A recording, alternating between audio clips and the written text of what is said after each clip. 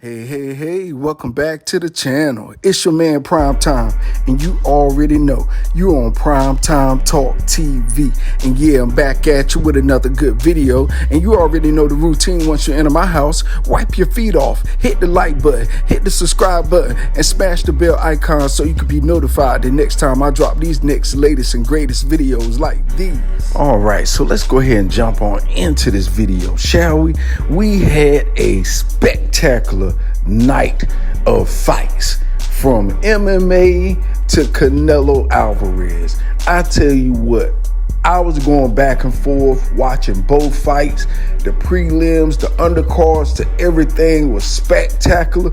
But I'm here to cover nothing but the prime time, and that's the main event fights, like the Canelo versus the Plant, like the Usman versus Covington. Oh man, it was awesome. I'm gonna tell you, it was everything I thought it would be, and then some. Canelo and Caleb Plant, first of all, it went further than I thought it was. Even Canelo said himself he thought it would go about 7, 8, 9 rounds at the most.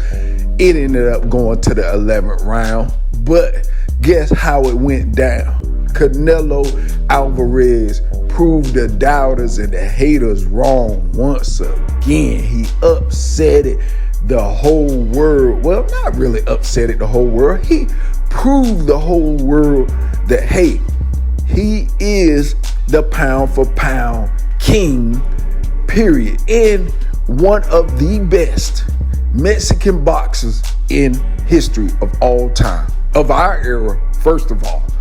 But let's get back to it. Now, this fight started out very bizarre because the first, second, third round, Canelo hardly even threw any shots. But it made total sense in what happened in the end, because Caleb Plant started out blasting and shooting and throwing shots, and man, he was landing good shots. He was leading the first 2-3 rounds, like I said. But then after that, Canelo picked it up. He picked up the pace a whole lot. It was almost like he was absorbing Caleb Plant's power and building it up for later in the later rounds. Because when it got to the 10th round, woo-hoo, man, Canelo started working them body shots, man, and it was making Caleb Plant hands drop. He was trying to move, but Canelo was cutting them off on the ring so superb. He ain't had nowhere to run. Y'all. And then when he did, in the 11th round, slip and dodge a punch, bam, Canelo caught him and had him doing the Hollywood shuffle.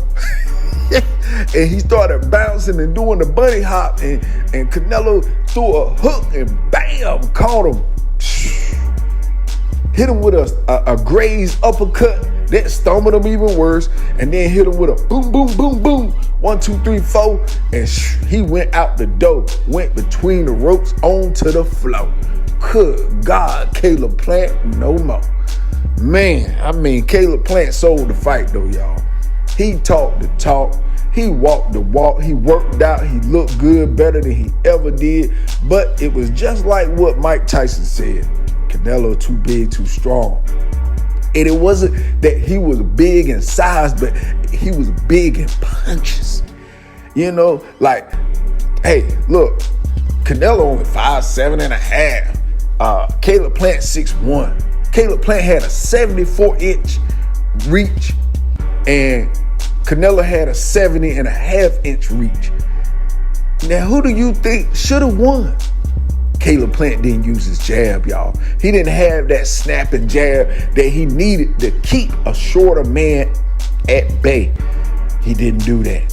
He didn't do that at all. Canelo walked through his shots later in the rounds. It was almost like Canelo tired him out early on, let him throw all his shots, and said, I'm going to wait till he get a little tired, and then I'm going to turn it up. And man, Canelo looked so fast in the 11th round when he got him up out there, man. Good God. I don't know what the world.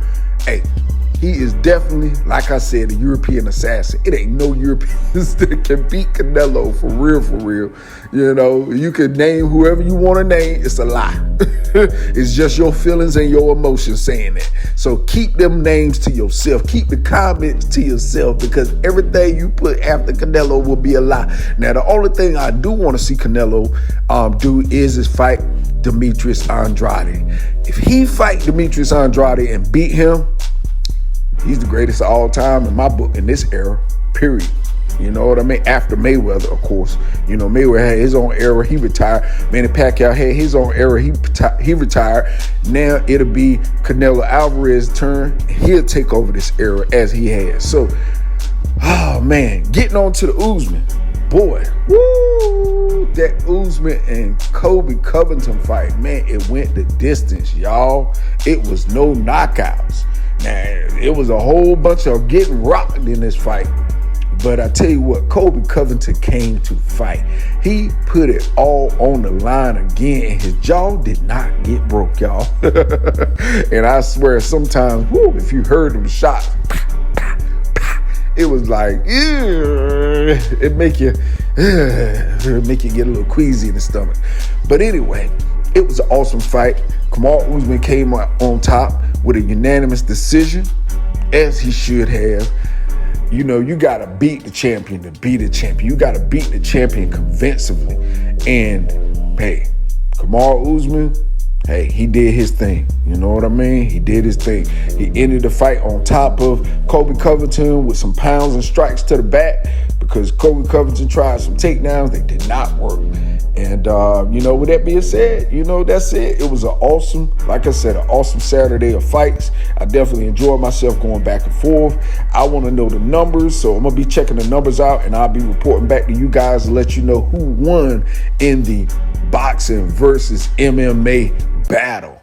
UFC versus Showtime and PBC.